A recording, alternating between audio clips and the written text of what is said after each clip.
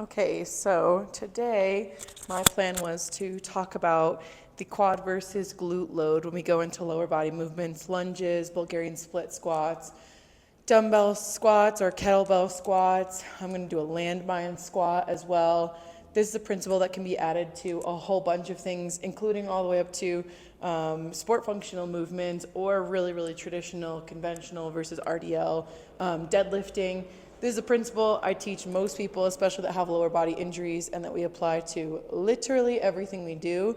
Everything's about physics, everything's about angles. We should be able to move force around on our body based on understanding how this machine loads and moves the weights that we apply to it. So we're gonna get started. I'm already warmed up and ready to go. I've been through some hip controlled exercises, hip circles, spine twists, all that kind of stuff to make sure that my body feels good and ready to go. If you're curious about any of that stuff, I have some warm-up videos that are out, and we'll continue to put up more warm-up videos based on different parts of the body, things that I love for my own body and for a large majority of my clients. I've got my assistant Luna here with me, who always loves stealing my mat, even though she's got a perfectly good dog bed right there. So we'll move around her and with her as she's soaking in some of this afternoon sun. The main thing that we're looking for in our understanding of whether or not we're taking quad or glute load within some of these movements is the shin angle. This is something that you may have heard people talk about. Sometimes it feels a little bit more confusing than it is. Some amounts of our own anatomy are going to get in the way or facilitate a movement being easier or more visibly vertical or something like that. I don't like to work with objective things should be look this way. It's a lot more about how they feel. And if we go based on how they feel, we're much more likely to get a quality movement rather than based on trying to make them mirror or match somebody else's movement. So what we're going to start with is getting on the floor in a bottom of a lunge position. We've got a 90-degree angle roughly on both of our legs. I find oftentimes people start a bit too narrow in their footing if they start from the top. When they start kind of more like here, and we feel a little bit too compressed this way to be able to play properly around with the mechanics of the movement. So we're gonna start at the bottom until you really get a feel for how far between your legs you really need to get the depth and the appropriate angles. The other piece of this bottom position that we can play around with is the width, sideways versus the length. And if we open up a half step, my foot's just off the edge of my mat, I'm gonna have a larger base of support and a lot more sense of stability in what I'm about to do. We're gonna start with this, again, idea of a shin angle. You may have heard people say knees over toes is dangerous, it's bad, it's a whole bunch of things, the least of them being evil. None of that is true. What we noticed is that people are getting injured with their knees in front of their toes type movements, things where that knee was taking the load out in front. And so initially the response was, let's not do that then. It's bad, let's avoid it. Don't squat with your knees in front of your toes. Keep everything knees over toes avoided. Now if you've been on the wellness workout space, you may have come across the knees over toes guy or other professionals talking about really emphasizing knees over their toes. I'm definitely part of this camp, and the idea is more that the reason people were getting hurt out there is because, well, they didn't have any strength in their knees in front of their toes, not because it's dangerous to be there. So we're going to intentionally train our knees in front of our toes, but with an attention to why and how and load and principles around protecting the joint, and then really try to take the load in the muscle. So when we talk about shin angle, we're talking about how vertical the shin is right here when compared to the rest of the leg and foot. A forward shin angle is going to be this shifted position. Also comes alongside the knees over toes or knees to toes piece of things. That forward shin angle or knees in front of the toes, knees over toes, knees to toes, all gets us a little bit more of a quad load just based on physics. If we keep that shin angle really vertical and shift backwards, still keeping the load on this front leg, we're gonna naturally get a lot more of a glute or posterior chain work up top. So we're gonna play around with this principle as we get into our lunges to start. Finding the glute emphasized movement first, we're gonna keep a really neutral vertical shin angle. This is also a lot easier for people who don't have a lot of ankle mobility. And we're gonna push up without changing arbitrarily the position of the spine. There's really no reason to come here in the lunge unless we're trying to take the load through the back leg. Gravity dictates where my body weight is going, and whatever's right underneath me is going to absorb the load. So right here, I'm taking a huge amount of stress in my back quad, which is fine if that's your goal, but for me it's not. I want to load my front glutes. So what I'm going to do is maintain that hinge. A hinge is defined by the movement coming from this hip, this joint where the leg connects with the pelvis, rather than anything else. Oh yeah. And so we're going to make sure that we maintain that hinge. You can also think about keeping the top of your head to the back of your back toes in one long straight line. Now, as I lower, maintaining my vertical shin angle and push back up to that position, I'm really emphasizing loading my front leg, making sure that my push comes through this front leg rather than the temptation to push myself up and down with my back leg, since again, not my goal. We can add a weight to this movement and challenge the glutes for a strength goal. Again, really keeping the verticality of the shin, the open shin angle, avoiding the knees over toes, sitting back or hinging into the hip, whatever kind of analogy makes sense for us.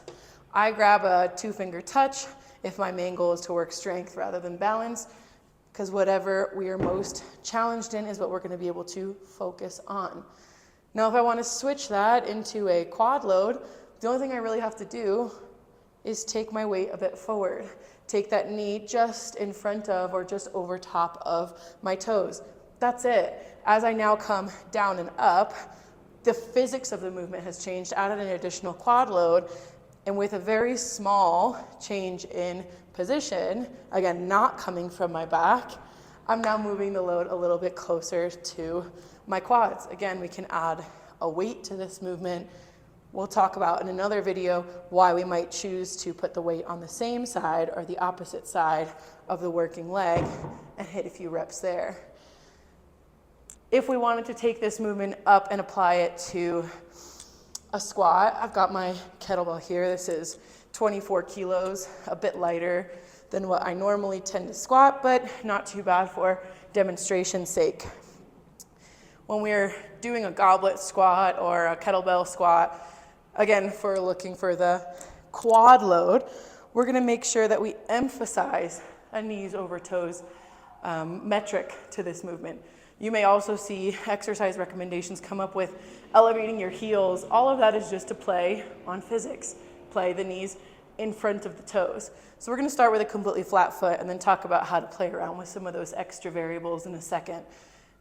I'm going to start just like I did on my lunge, emphasizing my glutes by, fill in the blank, keeping my shin angle vertical or forward. Vertical, so that we can keep our weight shifted back into our hips. This way, it's going to look a lot like a deadlift, but the main goal is to load the glutes into the squat position. Some of you may naturally squat this way, depending on the length of your femurs versus the length of your shins. And then if I want to switch it up and grab my quad load, I'm going to allow myself to emphasize that knee over toes position. It's still vertical, still a squat, just depends on whether or not I'm allowing that shin angle to change. Again, quads versus glutes versus quads versus glutes.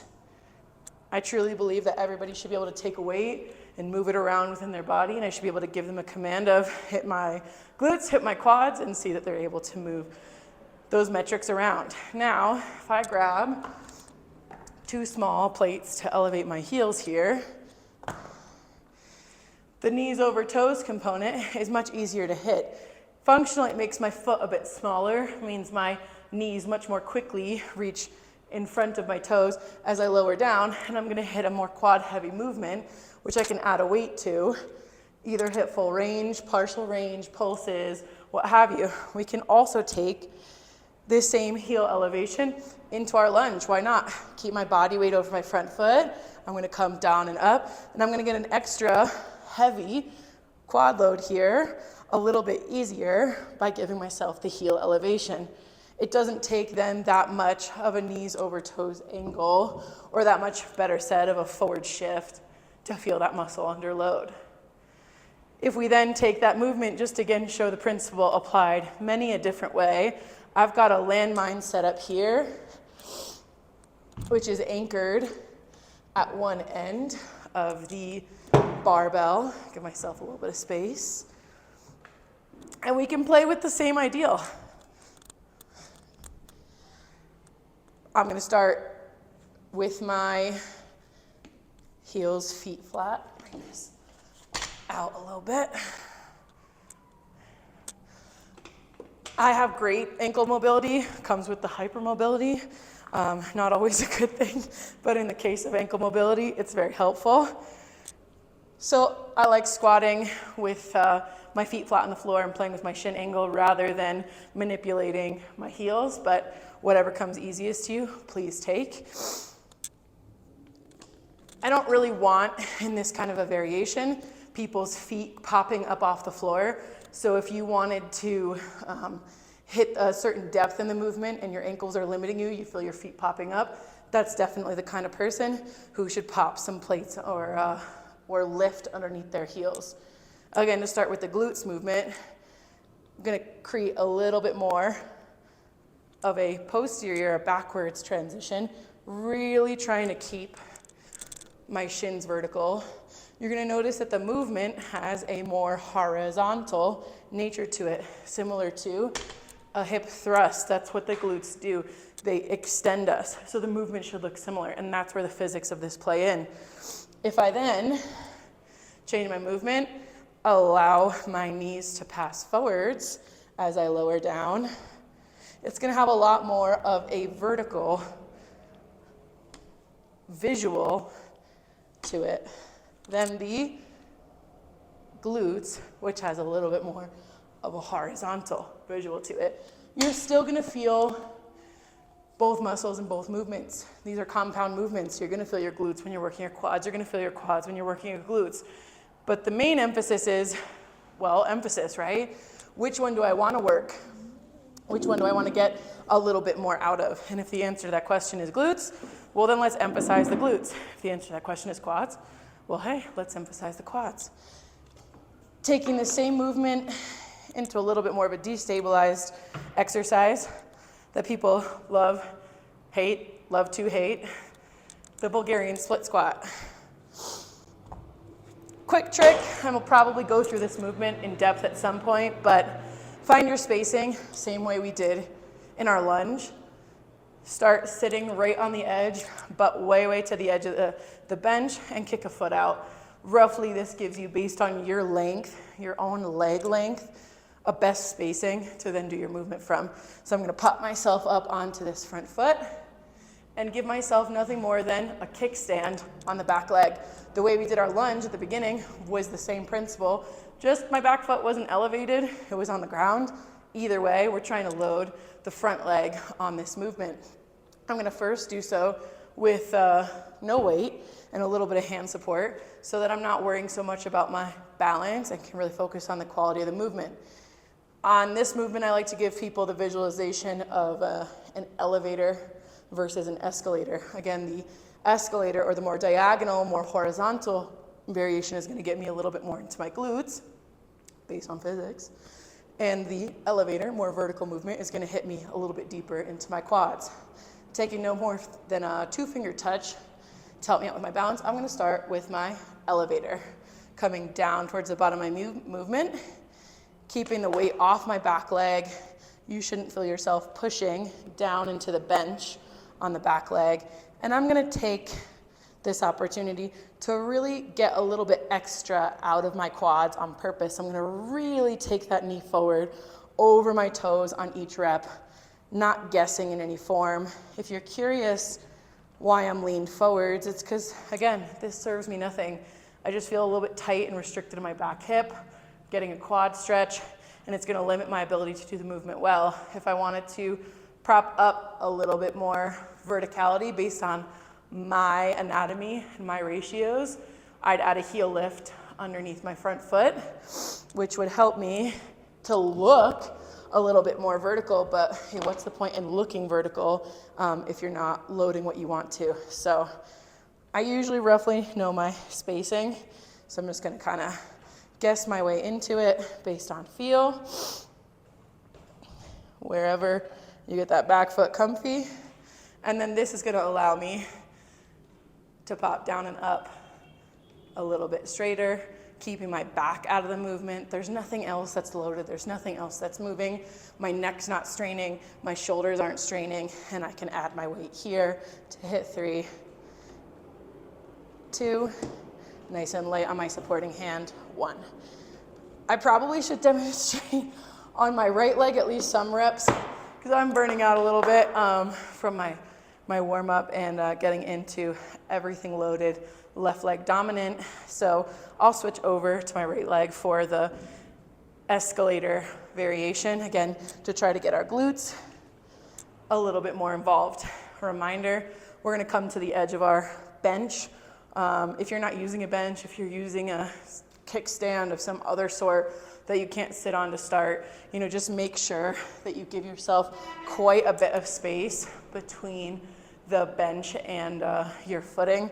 I'm, for my feet, about 3 steps out. Maybe you could try that same measurement and see if that works for your height. And again, ratios.